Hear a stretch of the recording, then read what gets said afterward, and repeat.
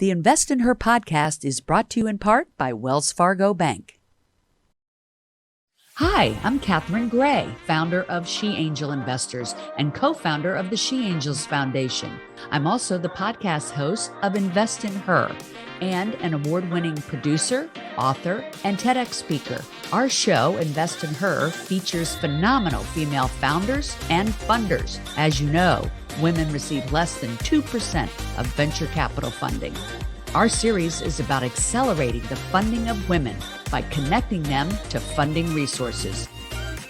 Let's meet today's guest. Welcome to this week's episode of Invest in Her. I'm your host, Catherine Gray, and today we have on an exceptional guest. She is an innovator and a changemaker. I'd like to welcome to the show the president and founder of the Terra Health Foundation, Dr. Ruth Shaber. Hi, Dr. Ruth. How are you? You're the other Dr. Ruth, right? Well, just Ruth is fine. It's nice to meet you, Catherine. It's really great to be on your show. Thank you. I am so excited to talk about all the amazing things that you're doing, Ruth. We're going to talk about the Terra Health Foundation and what changes you are making in that arena for reproductive health. We're going to talk also about your Rhia Ventures. And then finally, we're also going to talk about this great new publication that you have out, which is XX Edge. It's about unlocking higher returns and lower risk. Who doesn't want that? This is an entity that you've launched within your foundation, and it's called the Diverse Investing Collective. And along with our Show Her the Money film, we are so aligned on helping to get more diversity into the investment world, right? That's our goal. So let's talk all about that. How and when did you begin this Terra Health Foundation? Because I know you were an OBGYN and also a senior executive at Kaiser Permanente. So how did you transition into starting Terra Health Foundation and why? Tell us all about this journey. Yeah, well, it's an unusual journey, and there aren't that many physicians in the finance industry space. So it's really a unique opportunity. But just really briefly, my career was in medicine. I was both a clinician and an executive, as you said. And the things that I worked on when I was at Kaiser Permanente was around performance improvement, systems change. How do you use evidence to actually change practice? And I worked for the national offices when I left Kaiser in 2012. And I was determined to bring all that I had learned from the healthcare industry to my new career in philanthropy and impact investing. I started Terra Health Foundation in 2014. And I think what makes us unique is that we are 100% mission aligned. And what that means is that in addition to our grant making, we really think about how we use the bulk of our assets. So the 95% that we invest, we think about how we use that for our mission. And our mission is around improving the lives of women and girls, racial equity, and with a specific and special focus on reproductive health. And not just access to reproductive health, but access to capital for the people who are providing reproductive health, whether it's in research and development, new technologies, or actual clinical services.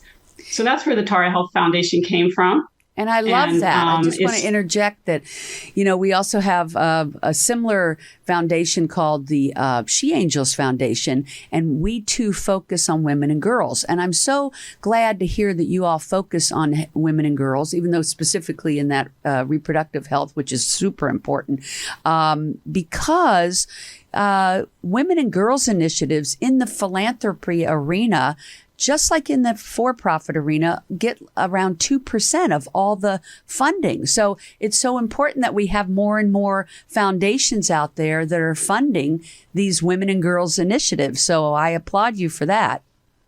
Thank you. So, tell me, how did you start the foundation? How did you get the funding for it? Let's talk about that. Well, I was fortunate enough to have assets myself that came from a very successful biotech company that my ex-husband founded, and that so the assets came as a result of my separation and divorce. And as the sole member of the foundation, Melissa Gates and the one Mary, the other one, I forgot her name. That's great. I love that. Well, story. Not nearly on that scale.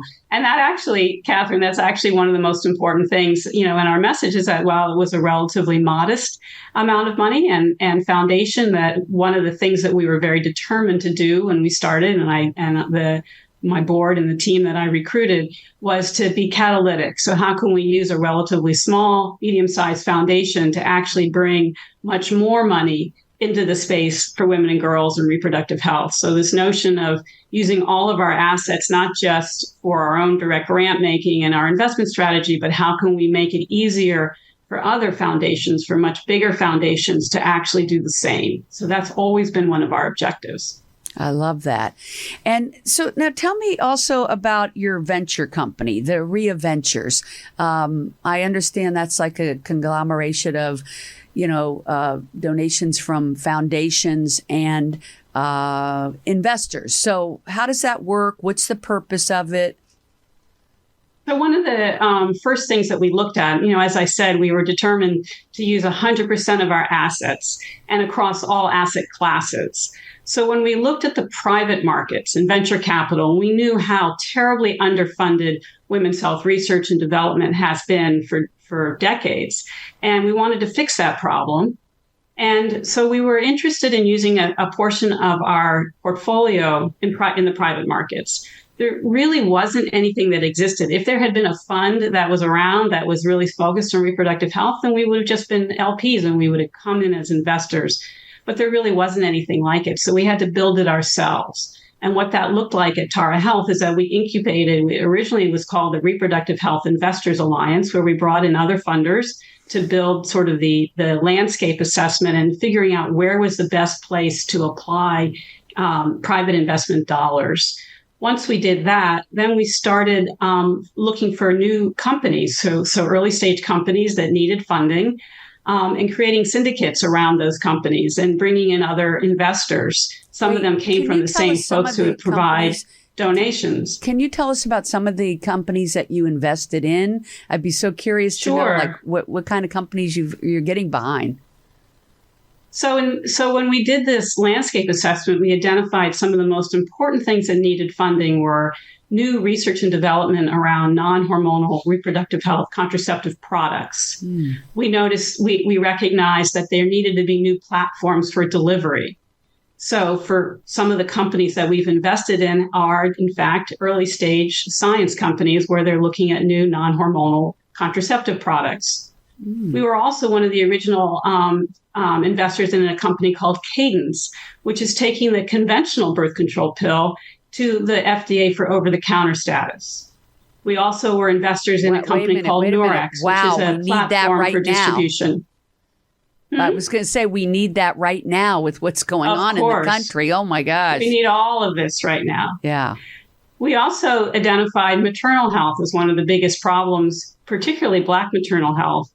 And so we've invested in early stage companies that are looking at new products to help improve clinical outcomes for women during pregnancy. It was so important. The work you're doing is incredibly important, more important than ever, I would say. What made you get into venture capital? Because not many women are in this space. This is why we created the movie Show Her the Money. We're taking it on a 50-city tour to educate more women about venture capital. Like you said, you wanted to invest in a fund that was getting behind this initiative, and it didn't even exist.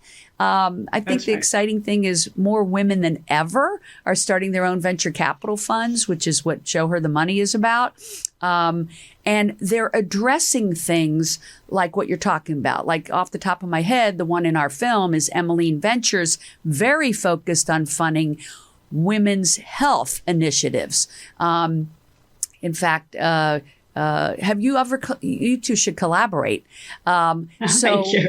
The thing is that, you ask, why would we get into venture capital? And just for all the reasons you said and why you made the film, there is a tremendous lack of funding. The relative amount of funding that goes into women's health and particularly reproductive health is 1/100th or even 1/1000th of the amount of money that goes into other types of scientific development, like in oncology or in infectious disease.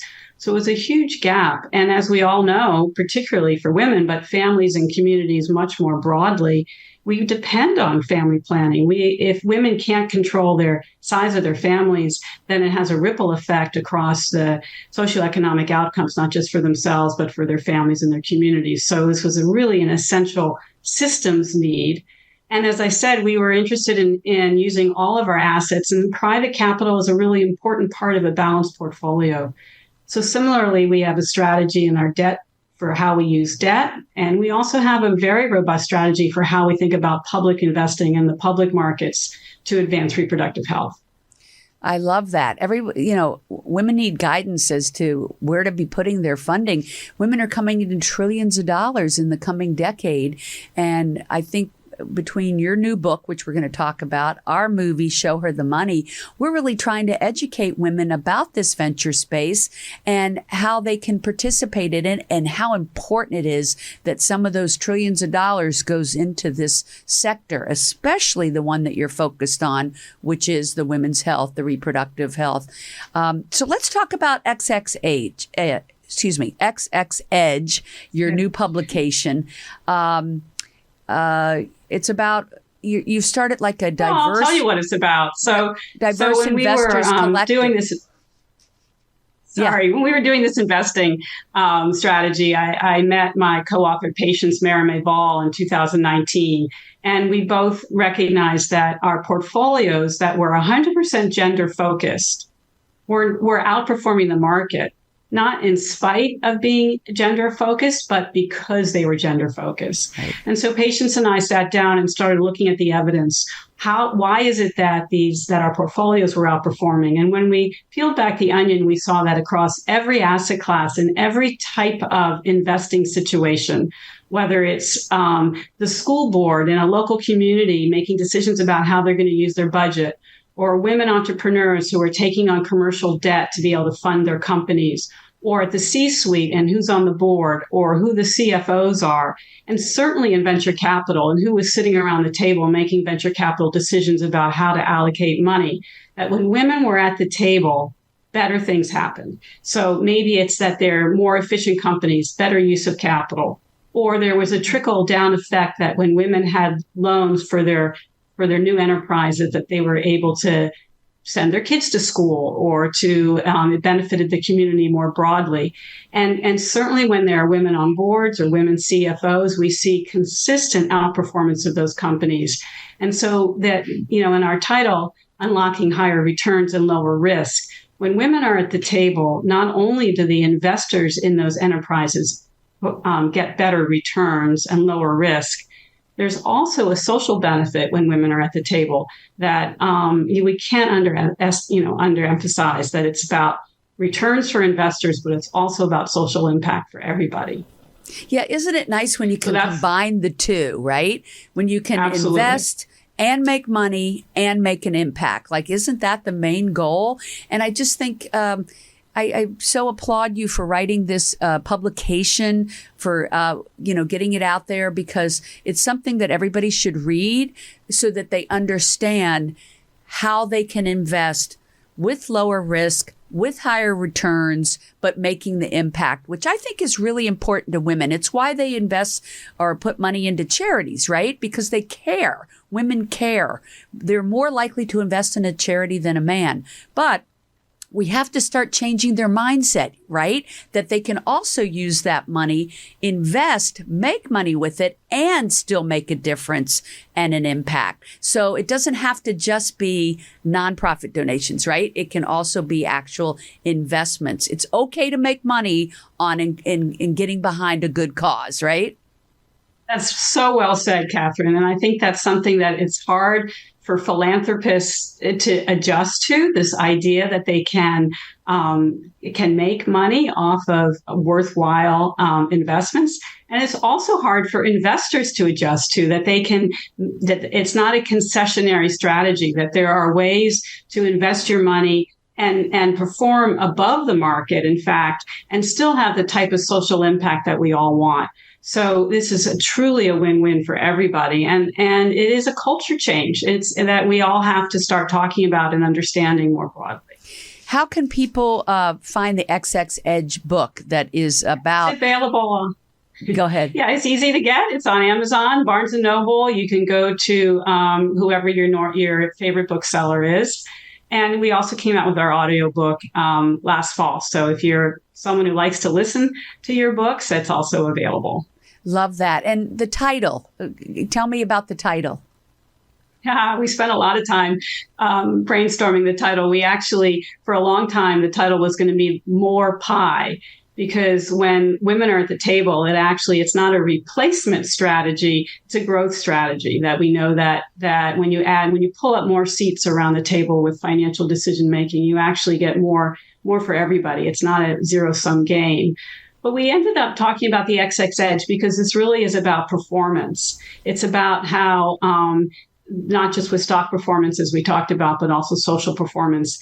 And we actually are really interested in men reading this book. We wanted to market it to men.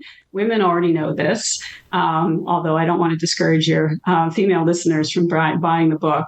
But, we thought a lot about what was going to be a catchy title that would interest men. Okay, I like that. And by the way, if it had been More Pie, we would have had all the chefs buying it, right? That's right. Maybe so. Right. So XX Edge is on Amazon. I love that. Ruth, where can people connect with you? I take it you're on LinkedIn and absolutely. Terra Health Foundation. Is that a good place to find you all? Yeah, LinkedIn is probably the best place. We also recently launched a new initiative called the Diverse Investing Collective. That's a derivative of the research and findings from the book, where we're interested in the diversifying the finance industry, not just with gender diversity, but racial diversity. The book focuses on all of the gender outcomes that we know exist, but the data around racial diversity is also becoming more and more robust. And we're very interested in portfolio managers. So in the finance industry, a lot of folks are interested in who owns a firm, who owns a fund, but it's actually the portfolio managers, the folks who sit around the table every day and decide which companies to invest in. And 95% of those people, or 95% of the capital that's allocated, is done by white men. And we think that has to change. It's time for portfolio managers to reflect the asset owners, the people whose money it is that they're making these investment decisions for. So if you're interested in learning more about the Diverse Investing Collective and our strategy for changing the face of finance, please don't hesitate to reach out on LinkedIn. I'd be happy to chat with you. So, and basically you were saying that your initiative is to try to get that up to 33%. Does that mean by the numbers you just gave us that it sits right now at about 5%? So right now, our preliminary data shows that if you're interested in the portfolio management teams, and we want them to be diverse, not just all women, but actually both men and women, about 8% of capital is managed by gender diverse teams. So about 14% of portfolio managers are women, but they manage much smaller pools of money. So our goal is 33% of teams are both gender diverse and racially diverse by 2033. And the denominator is dollars. So rather than just the percentage of people, we want 33% of teams to be managing in terms of the amount of money they manage. I love that. And I always say that with our film, Show Her the Money, we're sitting at women getting 2% of venture capital. It's been sitting there forever. It's why we're taking the film on a 50-city tour to educate women about what is venture capital and why would they want to invest in it, how exciting and fun it is, how lucrative it can be. And so we, too, want to move that needle in that arena, too. I'm sure you agree. Yes. Gosh, right now we, move it up to 5%, 10%, 20%. I like your 33%. We should be running 50%. We impact 80% of the buying decisions. Why aren't we in charge of more of the investment decisions? So, ladies, read up on the XX effect. watch our film, Show Her the Money. And with all these resources at your fingertips, all of our listeners can be jumping in to the venture capital arena and really making an impact while making a lucrative investment and leaving a legacy, right? Absolutely. Really well said, Kath. Thank you. Well, thank you so much for being on the show, Ruth. Please look up the foundation, the book. Look up Ruth Shaber on LinkedIn and connect with her. You can also find me, of course, Catherine Gray on LinkedIn. And we hope that you will visit our site, showherthemoneymovie.com, and follow our screenings around the country and around the world. You can also, of course, find resources and myself at sheangelinvestors.com. Everybody, thank you for tuning in. Ruth, thanks for being a great guest. Make it a great day, everybody.